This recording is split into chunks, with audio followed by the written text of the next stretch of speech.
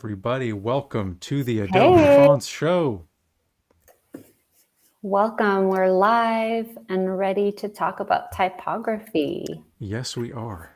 It's going to be a good show. This is episode 26, so thank you once again for joining us.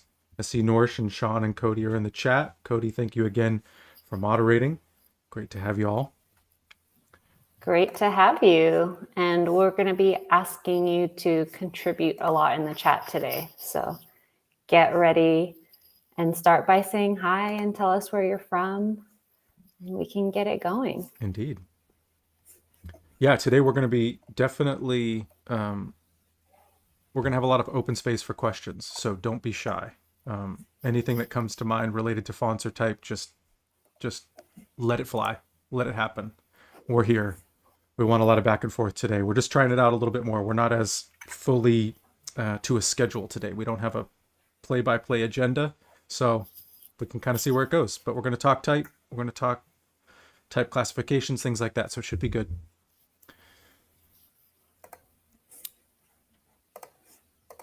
So I see we also have General Kenobi. Welcome. Welcome indeed. And I can introduce myself. I'm Ari, the library manager for Adobe Fonts. So my team works with all the Foundry partners that design the fonts that are included in your Creative Cloud subscription. And we currently have over 150 partners. So we consistently add fonts to expand our library. And I'm located in California, Bay Area. Awesome. I'm Ben, content producer at Adobe Fonts. I started out in support and answered all kinds of font and Adobe Fonts related questions for a long time. And then now I produce the Adobe Fonts show and other videos and content for Adobe Fonts, hopefully so that you can get the best out of type when you're using Creative Cloud. So that's me. I'm in Brooklyn, originally from Los Angeles. So I used to be a Californian myself. I still am at heart. Let's face it, it never really leaves you.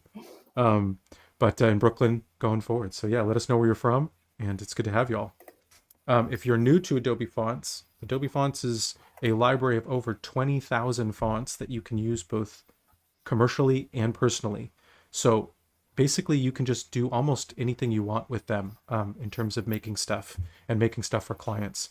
So if you don't know where to start, go to Adobe Fonts, the Adobe Fonts website, fonts.adobe.com.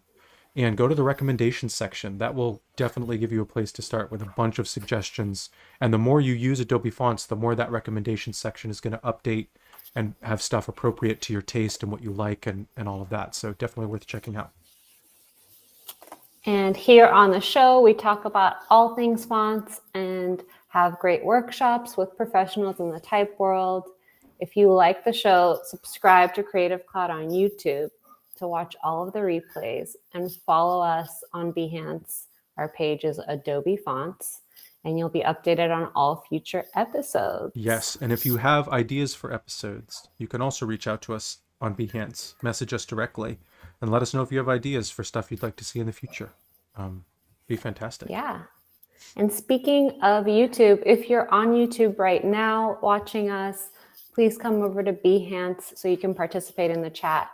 That's the one we're looking at and answering questions from. Yes, I've tried to watch two chats at once. It's not a thing my brain is really able to do. So yes. It cannot compute. Yes. And especially if there's people who are in both chats, then my brain will just explode. So if the same person is in both places. Too confusing. We have a poll today, just nothing too fancy, but thought you could name 3 interactions that you've had today with type. So, it might be a book or a mug or a street sign or a phone. Maybe you have a fun one that kind of, you don't really notice the type that's there all the time, but it's kind of, something. But just let us know if you've had any interaction with type today. General Kenobi, I think, was answering someone else's idea, which was Norsh, which was fonts you can eat. But alphabet soup would also be an interaction with type if you did have alphabet soup today, or alphabet cereal for that matter. So someone had to design the fonts that they based the cereal on. That's true. I feel like it's a rounded sans serif. It's a rounded font. Yes. Yeah. Kind of a balloony. Or maybe it wasn't rounded, but then when it became cereal, it had to be. Oh yeah, it was like a really nice geometric modern sans serif, and then they made it into serial and it just got kind of blobby. Yeah. Yeah. I see we have Bliss here. Welcome. Sean said the train station. Yes, that is a great place to interact with type. Yes. And an interesting use case too, because you want something really clear but visible from far away, but also close up. There's lots of interesting constraints around like transit signage and things like that. Um, so yeah. Yeah. Barbara used CC Express today. What did you think, Barbara? What were you making? Yeah. Penny says my calendar and my coffee creamer Yeah. and coffee mug. Coffee is a type forward pursuit. Very much so. I feel like from the coffee bean bag to the mug to, your grinder, everything has type on it. Just Yeah. from where I'm standing right now, I can see the logo on my microphone right here.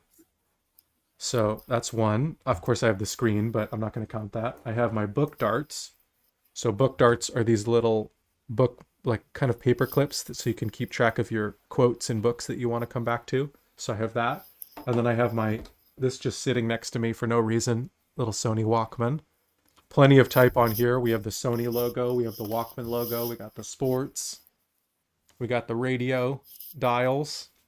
All kinds of cool stuff. So Yeah. type is everywhere. If only we knew the basics. If only we knew what we were looking at. Well, that's what today's show is about.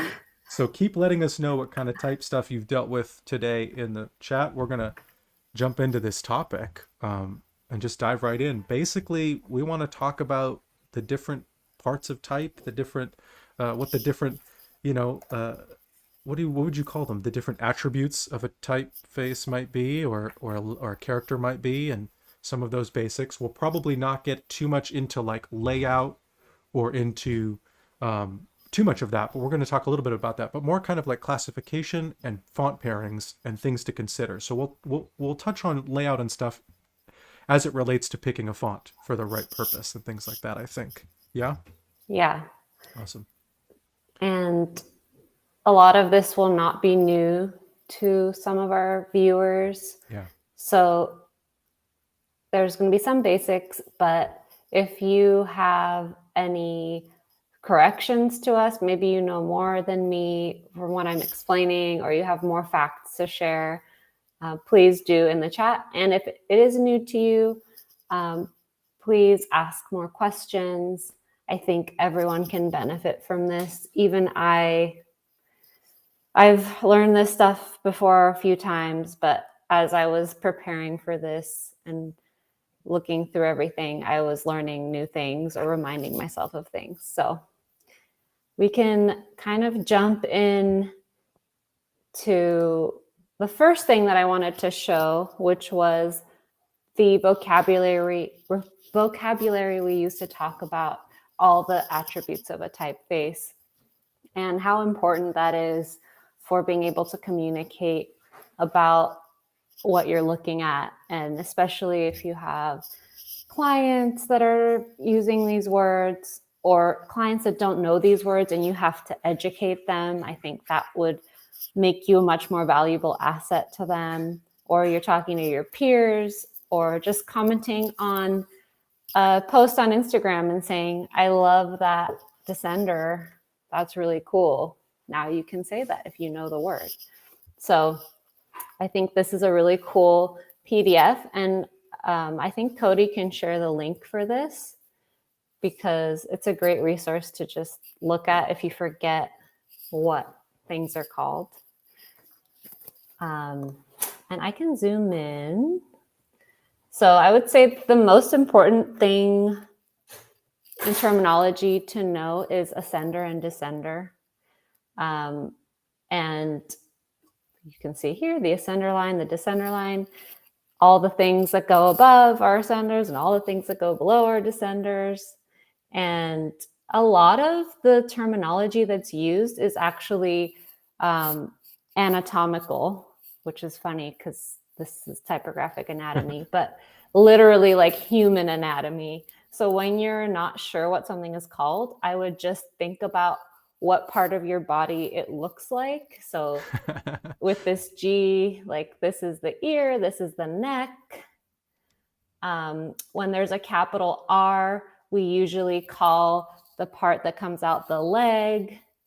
This Y has a descender that's called a tail. So that's kind of a good shortcut if you're not sure what something is called. This part of the M is the shoulder. So just think about like, okay, if I see a stick figure of a body, what part does this look like? And that'll probably be You'll be at either least in what the ballpark. You'll be pretty close. yeah, either that's the official name, or if it's not, the other person will probably understand what you mean.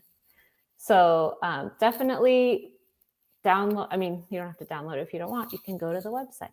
Go to this website and use this as a resource. And I'm going to be using this terminology as we go on to describe the attributes of the typefaces we see.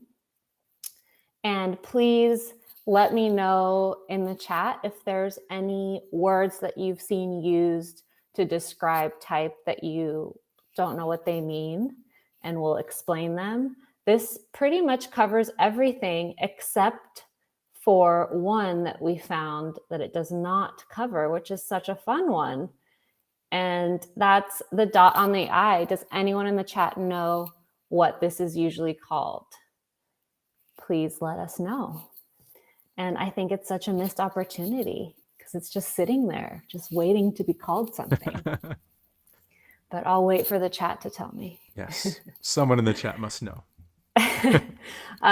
So ascender and descender, as I said, I think are the most important, like when you're describing things. X height, we use those a lot to talk about the proportions of typefaces. And the X height is literally how tall would the X be if it was sitting here. So this dotted line that goes all the way across all of the lowercase letters. And even though these other letters aren't X's exactly, you can see how much they align with that X height. Like that X height defines almost the top of every single character, right? And the curved character might go slightly over. And why is that? Like why would a curved, like the shoulder, go slightly over the X height line in the case of That's like a great question. Yeah. First of all, I see that we have a few answers in the chat about the dot of the I. It is called a tittle. Good job, Cody and Dave. And why would, for example, the shoulder of the M go slightly above the X height, or the curve of the Y, any curved parts? It's because of the optical illusion that kind of our eye creates. And when curves are below the line, they make the character look much smaller. So whenever you have a circle versus a square, in order to make those two shapes look the same size, the circle must be larger. So that's a principle that we take into type design. And it's pretty much in every typeface, if you measure it and see what the height of each curved character is, you're going to see it's a little bit higher, than a hair higher than the rest. And you'll notice here too that on the top line, that the ascender line, the capital T doesn't actually reach the top, but the H does. And it's that same principle. Usually uppercase letters don't ascend as high as the ascender of a lowercase. And that's just a choice that's made in, I think, a majority of fonts. And it helps with like an I and an L. Sometimes when you have an uppercase I and a lowercase L that may look very similar, usually that L is taller. So there's certain things like that that are traditions that have been kept to help with legibility. Yeah. Sean says, an A with a swashbuckle. I like adding buckle to swash. Yeah, anytime we bring up swashes, we should just talk in a pirate's accent. And yeah. So definitely use this as a resource. I just love the colors. It makes it more fun. And the last term I would say that would be one of the most important is the counter that you can see pointing to the white space in the O. So a counter would apply to every white space enclosed part of a letter. So that would be the A, the P, a B, the inside of the G, And then inside of the loop of the G. And then what about the M down in the second line? Is that also a counter? They're calling it a counter here. Because So, it's the white space because it's still kind of the white space within, I guess? Yeah. We don't refer to that as often as a counter, Okay. but I guess if you had to, you would. If you were like, I gotta fill up the middle of the M, you maybe call it a counter, but it's rare that happens. Yes. Okay. So I think we've talked about some of these terms enough that I can mention them. Oh, and just going forward. Since we mentioned swash, what's a swash? A swash is, just like we see here on the A, a decorative curved part of a letter. It usually happens like at the end or the beginning, often, so that it doesn't mess up other letters. Although some typefaces have swashes in mind, and you're able to use some of the middle letters because they know, they set that up. But for the most part, you're looking at something that you might put at the beginning or the end of a word. Yeah, and I mean, it could also be coming off of a descender sometimes. Yeah. It could be not even related to a letter. It could be like just a flourish that you could use the word swash to describe as well. So also take everything with a grain of salt. Sometimes they're referred to as different things, but as I said, use a body part if you're not sure. Well, Norsh asked, where's the belly? And I feel like the bowl would probably be the belly if it was a body part. So yeah, I think, especially if it's like an uppercase B. Oh yeah, I would love to call that. That's the belly for sure. Yeah. Okay, so I think we can move into talking about classifications. Let's just start with, obviously we're going to start with something basic like these classifications here that are shown on our website. And I think most of us know that we have serif and sans as our main classifications in type. And that's kind of widespread knowledge across every demographic. We can talk about sans and serifs with our friends who aren't designers or our family. So that has permeated society at this point. And within those two categories, we have a lot of subcategories. So I just wanted to touch on that. So if I go to serif, the things I see, they all have the little feet on them, which we call serifs, but they all have a completely different feel to them. So what are the main types of serifs? And I'll start with, going chronologically, an old style serif. So these originated, kind of at the beginning of when printing was first came out, starting in the 1400s, 1500s, when people were allowed to read back then? Some people were allowed to read. 1400s. Some people could read. But obviously, this was metal type at the time. One of the famous type designers or metal type creators was Nicholas Jensen. So Adobe Jensen is a revival of his typefaces from all the way back in the 1400s.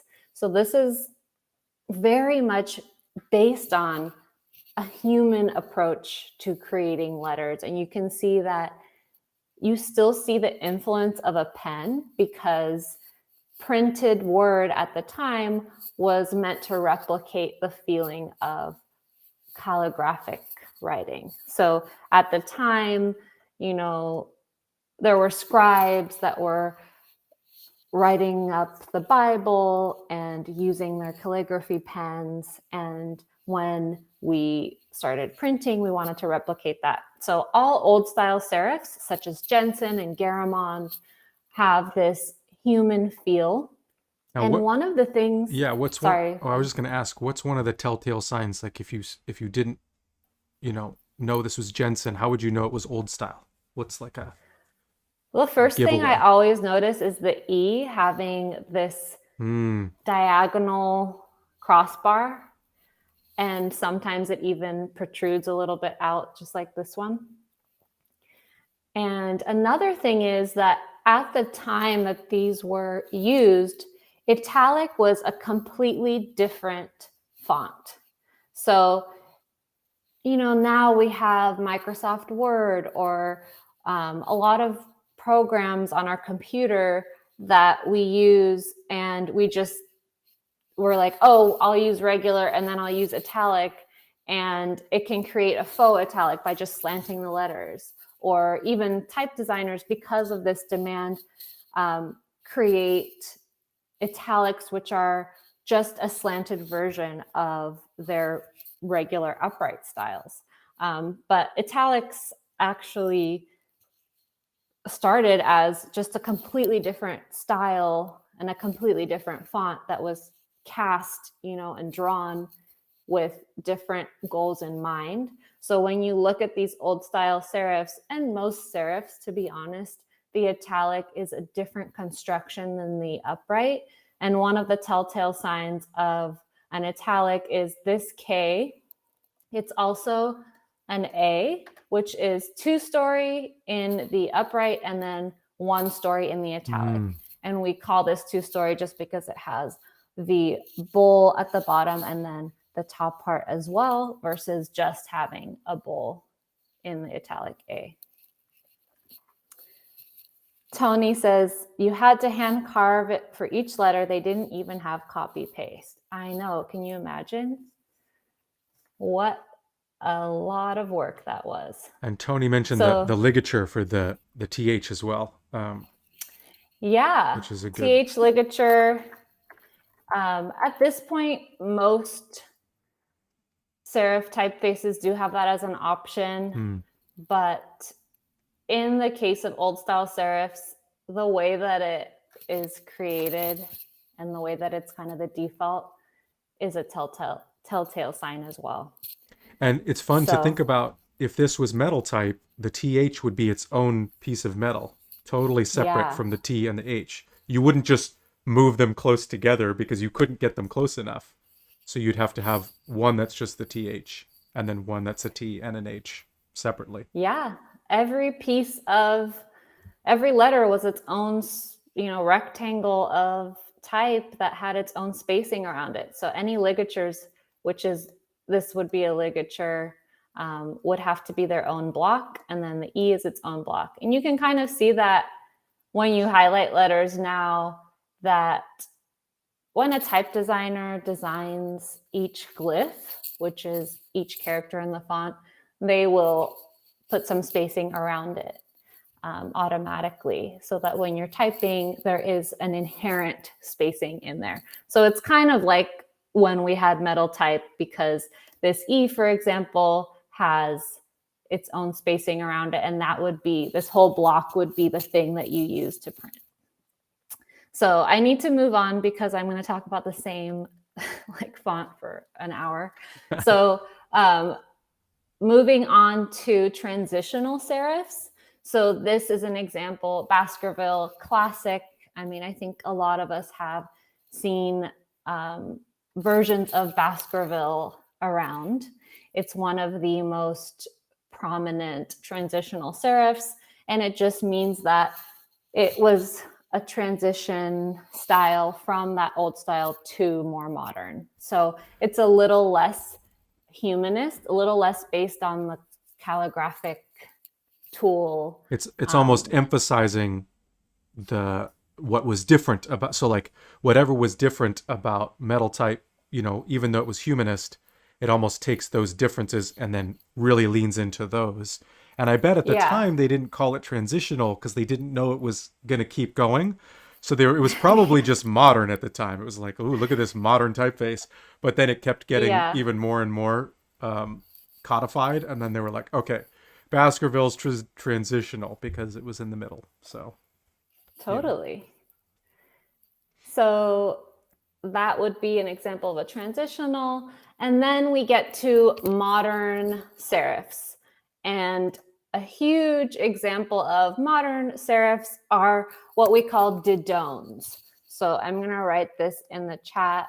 Let me know if you've heard this term and if you knew what it meant at the time. I remember hearing someone mention, oh, I think you would use a didone for that. And I looked up, like, what font is didone? And I couldn't find it. But I realized later that it's just a combination of Dido and Bodoni.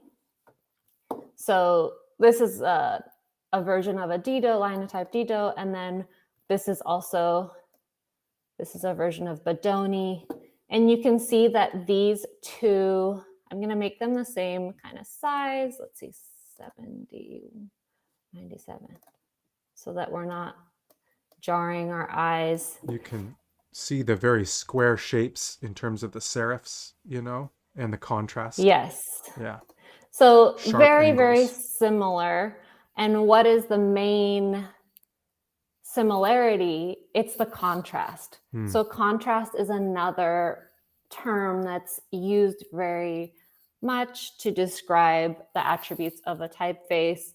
And here, the contrast is very high because just as we would see high contrast in a photograph where the darks are very dark and the lights are very light, the thins are very thin and the thicks are very thick. So the serifs, for example, the serif at the bottom of the T is basically a line, and then the stem of the T is much thicker. And this is different than most serifs. So that's what we would characterize as a didone, if it fits into the model of a Dido or a Bodoni style typeface. Am I right that this is feeling very fashion magazine? Yes. Okay. Yeah, So like the a Vogue Vogue, or or a yes, Bazaar or something. definitely. So this is definitely associated with luxury, fashion, that kind of thing. And there are tons of more modern didones around, especially on Adobe fonts. So one of the ways you can search for that is by selecting serif and then going to contrast and clicking on the most contrast possible. And then you'll start getting options that give you more contrast and more thicks and thins, like lust or eloquent. And that's reminiscent of like a really heavy didone. So next, if we're ready for the next type of Are serif, you ready? would be a slab. And these originated when there was more of a demand for eye-catching text. So there was, a lot of printed materials around in the 1800s, but there was a need for more attention-grabbing things because advertising became more popular and industry was, raging and capitalism was raging. And it was like, we need to advertise things to people and use And we're getting fonts tired of that, these old style and transitional and we're yeah, getting we're tired of those serifs. too much contrast. Let's get rid of all the contrast, zero contrast. Every line is the same thickness. Yeah, and it's also coincides with cheaper printing methods. So wood type was much cheaper than metal, and you could print things faster and make fonts faster. So it was like people were just going crazy with these. They were bold, they were easier to print with, and they were just going And wild. probably, I don't know that this is true, but I wonder if metal type is a little bit more precise than wood type, just in terms of how detailed you can get. And so I wonder too if wood type lent itself to these larger and kind of less contrast, less detail oriented typefaces, because wood type, is not as intricate as you could maybe do a cast metal type. Possibly. I don't know if that's true, but it seems like it could Yeah, be. wood type tends to be a lot bolder and with larger shapes and less refined details. So that's slab serifs, and we have a whole category of those separate from serif on the Adobe Fonts site. And then we move to sans.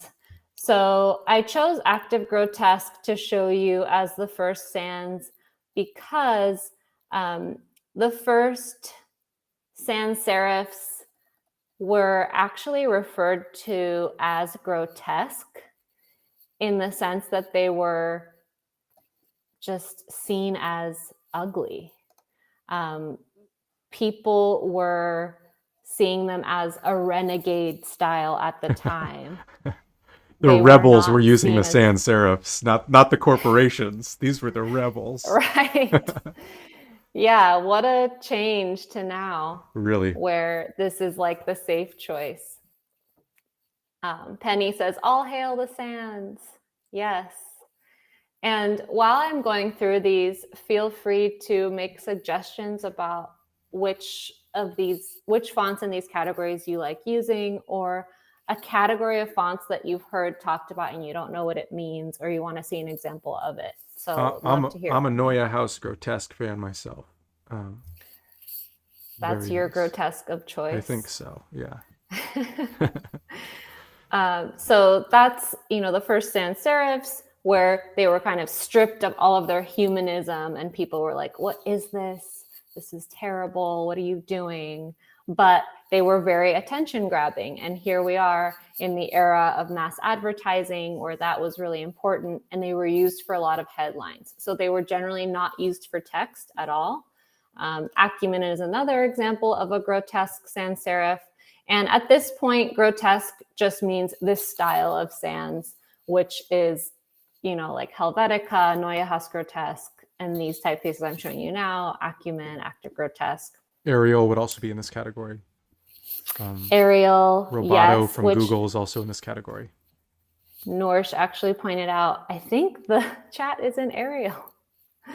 Wouldn't it be fun if the chat could be like each person could write in a different font? That would be fun. To express their personality. Yes, and they'd have 20,000 to choose from. It would be endless fun. Next, we have humanist sans serifs.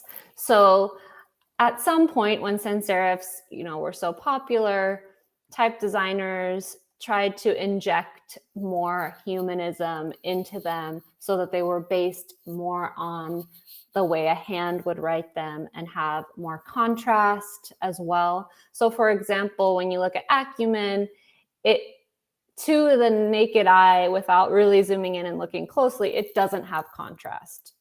It looks very uniform. Zoom in, you'll see the angles are very straight. Everything feels very utilitarian almost. Yes. And then with something like Macho, which is a very humanist sans, you zoom in, you see that there's so much injected into this. Like when you look at the angles at the top of the W and the contrast, all that stuff. It looks more like it was, someone used a chisel or like a pen or a pen, a brush of some kind. You can feel the hand. You can feel the human hand in it, even though it's a very, very detailed sans serif. And here's another thing, the italic has different construction than the upright. So the A's are single story A's, the K is different, the W is different, whereas with Acumen, the italic is just a slanted version of the upright. And the term we use for this is an oblique.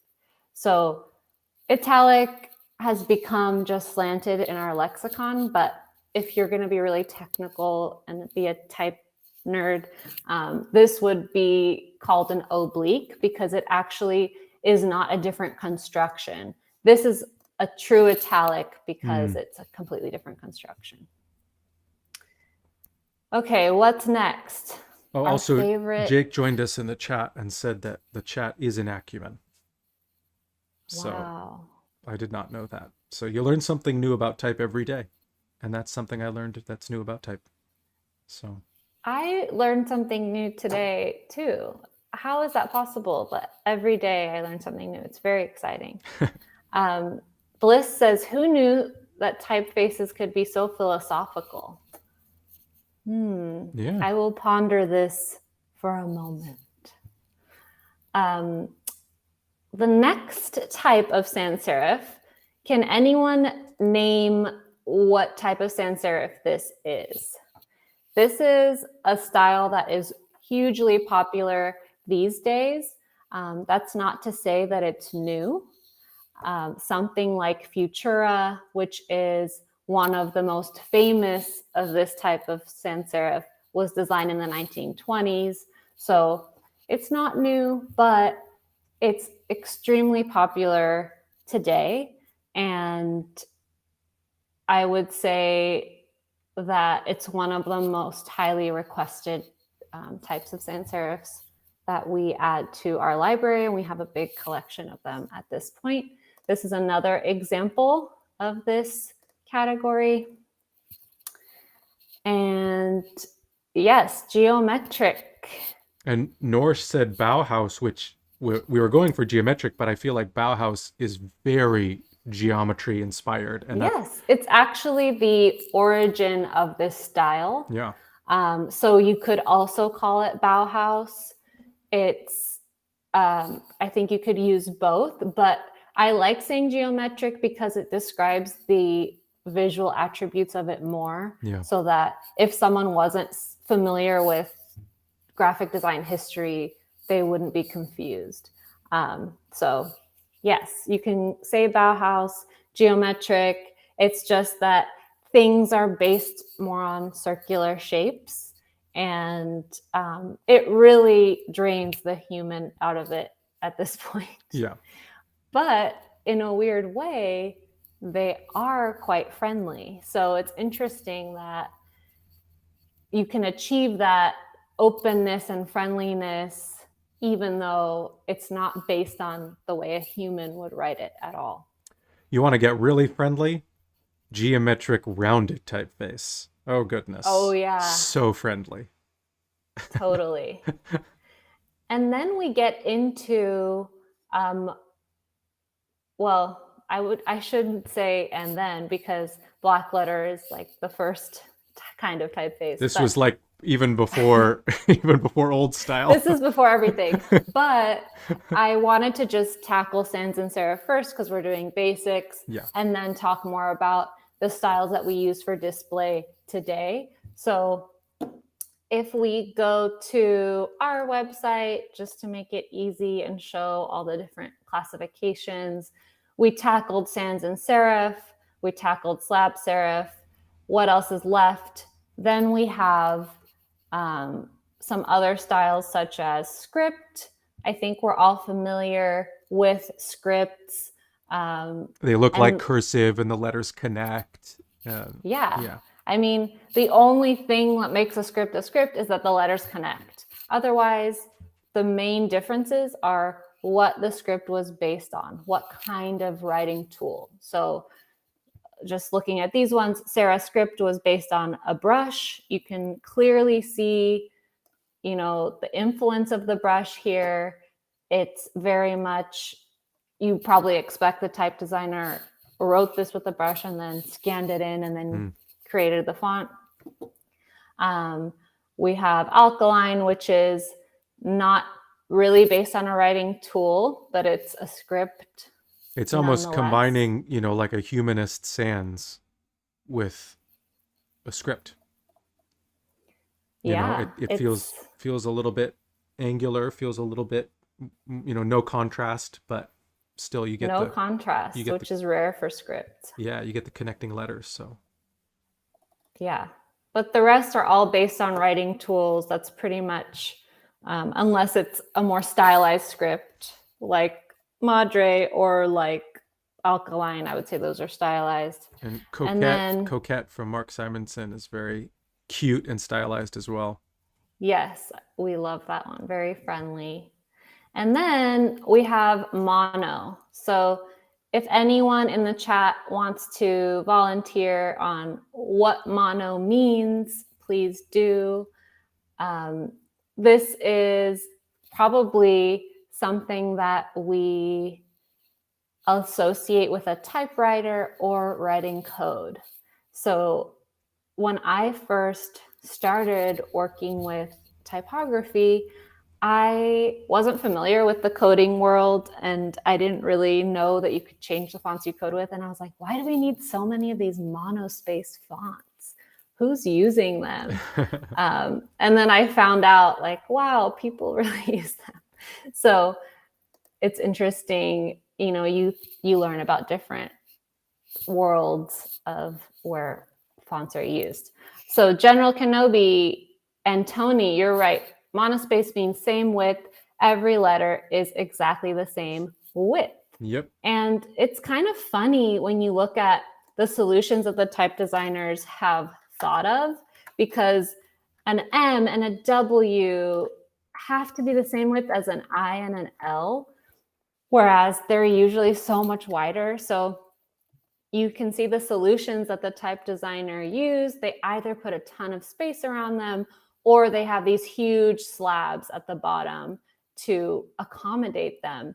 And I'm really excited by what type designers have been creating in the monospace world lately, because we have a lot of cool examples of even like script monospace fonts.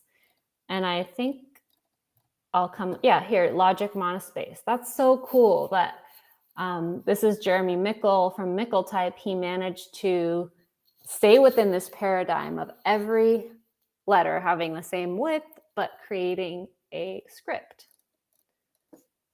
I love the look of that too. I feel like... Also this one, Deco Mono. I feel like I want to go to a restaurant that has that script in the menu, that monospace script. Yeah. I don't know why. I want to eat that food. I don't even know what kind of food that would be. I feel like they would have good breakfast. I don't know where this is coming from. I just what I'm getting. So I'm kind of a food medium. I'm like a food, you know, psychic, I think. So I guess that's just where what's happening. Is that what you are? I was wondering. I just have like I have a sixth sense when it comes to things related to food. I do think it would be good breakfast. Also, Roger is hungry. Maybe that's influencing you. That probably did help. Yeah. Roger's hungry, ate 236. Yeah, that's definitely. So that's monospace. Then obviously we have handwritten fonts, and this is a really easy category to identify for any human being. So we don't have to really go into it. But it's interesting that within, we have a lot of categories that are based on attributes that we went through, but then we also have categories that are based on the way that you would use the font or the feeling you get with the font. So that's where tags come in, which is a way that we tried to capture all of those as well. So a great way to just familiarize yourself with what some terms mean is to click on each tag and just see what comes up. For example, rounded. As we were saying, rounded is like the most friendly type of font. Ooh, and one thing I just wanted to point out that you just showed is that you can use a tag and then use a classification to narrow down that tag, and then use these other properties to narrow that down even more. So Yeah, just wanted you everyone to can know just they're not mutually like rounded exclusive. slab serifs. Yeah. And then I only want them if they have less fonts in the family or more fonts in the family. And I use this slider. So I know we have a limited amount of time. So what was the next thing I wanted to do to show people? I think it was pairings. Let's talk pairings. So this is something that I feel once you've learned the basics is one of the most common questions, like how do I pair fonts together? And I think some would want to call it a science, but it's definitely not. It's definitely a vague sense of a science, and Yeah. it requires a lot of experimentation. Intuition, One of, experimentation. It's more of an art, I would say. And even then, it's not super strict. yes. Yeah. And one of the things I would first recommend is to, oh, this is a new font, so it doesn't have pairings right now. Sorry, next, is to go to one of our font detail pages and look at the pairings and recommendations. So we have this section. Sorry for all the scrolling. I feel like I'm a scrolling fiend today. You fiend. I'm going to get you a t-shirt that says scrolling fiend. Although people will probably think it's for social media, not for fonts. But Oh, still, yeah. scrolling fiend. I also scroll through Instagram. So this is a section of the family detail pages that we have on our website, and it shows similar fonts and also pairings. So it gives you suggestions. And when you see a pairing you like, you can just automatically activate both of those fonts that are shown. And we used machine learning along with our staff, curating these pairings to come up with I helped. some pairings that work. I helped. Me too. I'm excited Yeah. that I helped with this. I hearted a bunch of stuff that I Yeah. liked. So people on our team went into this machine learning thing and we looked at the pairings that worked and gave them hearts and narrowed down. So we trained the model and it works pretty well. It's really cool that we have these suggestions now and it helps you to get where you need to go a little quicker. Yeah. So that's one thing I would recommend for pairings. And another thing I would recommend, what I'm saying now is kind of shortcuts. Another thing I would recommend is to look for superfamilies. So fonts that have families. Yeah. What's a super family? It's a font family that has a ton of styles. Okay. So a ton of different weights, widths, and maybe even a sans and serif that pair together. So I have some examples of those here in my Illustrator file that I've prepared. And I'll show you what they are. So here we have, let me open my font menu to see, Museo Sans Display. And then the text is Museo Slab. So these are both part of the Museo superfamily. Yeah. They're designed by the same type designer and they are based on the same proportions. So they're kind of the easiest pairing to use because you know that there's so many similarities and they're meant to work together. And all of these in this document are part of the same superfamily designed by the same person. And there's even a Museo Rounded, so you could use that for like a friendly title and then use Museo Sans for the body text or the slab as you've done here. But yeah, Museo's fantastic for that. So many versions of it to use. Yeah. So the reason why this works is that when you're pairing, as I said, it's not a science, but my advice is, first of all, experiment. If you don't have the option of using some of these families that were meant to go together. Just experiment. And secondly, you're looking for two fonts that have enough similarities and then marked clear marked differences. Marked differences. So for example, here we have Bellarius. It's one of the newest fonts we've added. I think we added it yesterday. Bellarius Poster, which means it says it in the name, it's for display purposes. Big type. And then Bellarius Sans. So these two have a very clear difference. One is a sans, one is a slab, but they have the same width, X height, and feel because they were designed by the same people. And that makes them harmonious together, but also creates a contrast.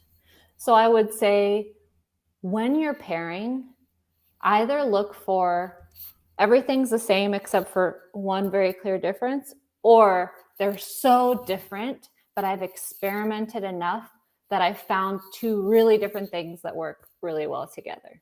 So you can have pairings with things that are completely different. Like maybe I had activated Hellenic wide. Maybe I'll try it out here. So this is like super wide. It's a slab and the body text is a sans and super, not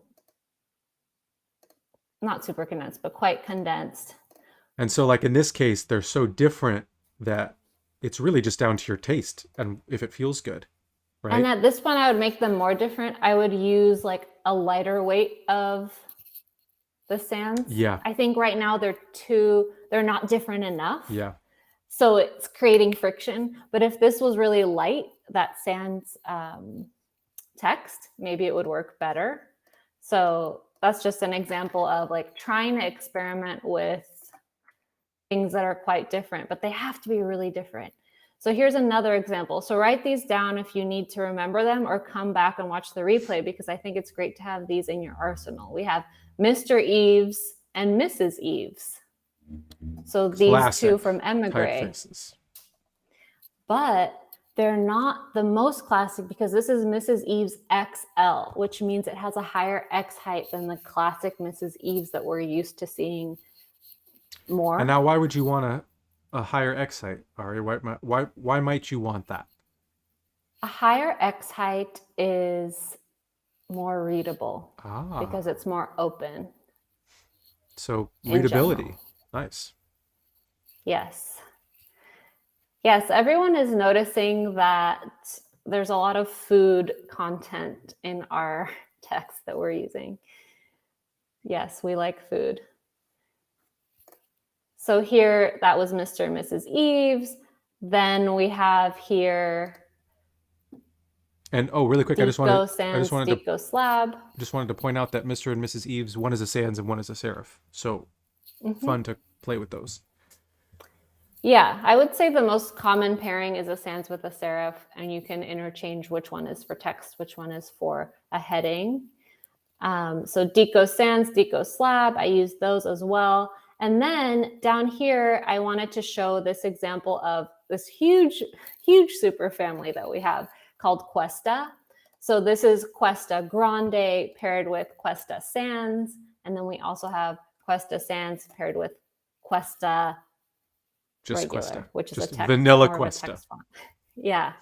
So there's a lot of similarities with these. For example, look at the G and the ear of the G. It's the same style, but they're so different in the way that they present. So you have, as I said, a lot of similarities, designed by the same person, same kind of soul, but they're a different category. So they really work together. And with something like Cuesta, you can mix and match all of the styles of it and pair them with each other. So it makes it a lot easier. It takes a lot of decision-making out of it. Ari, we've got about 1 minute left. That went by so fast that I forgot to say to the chat any more questions because I was just enthralled and and people in the chat were talking, and we were having a good time. So we're basically at the end now. Yes. That was fantastic. It flew by. It flew by indeed. And if you have any more questions, you can write to us through Behance. Just write to us on Adobe Fonts and give us suggestions for any other topics you want to do. Yep. Episode topics, ideas for things, questions you have, let us know. Also, we have a user voice at adobefonts.uservoice.com. If you have ideas about what you want to see from Adobe Fonts, that's the place. The product team watches that. That is going to be a great place for us to find out what you need when you're using Adobe Fonts. So definitely try that out. And thank you all for joining once again. It's fantastic. Follow us on Behance for all future episodes. Ari, thank you for putting that presentation together. That was fantastic. And we'll see you all next time. Thanks, Ari. Thanks, Ben. See you all soon. Everybody.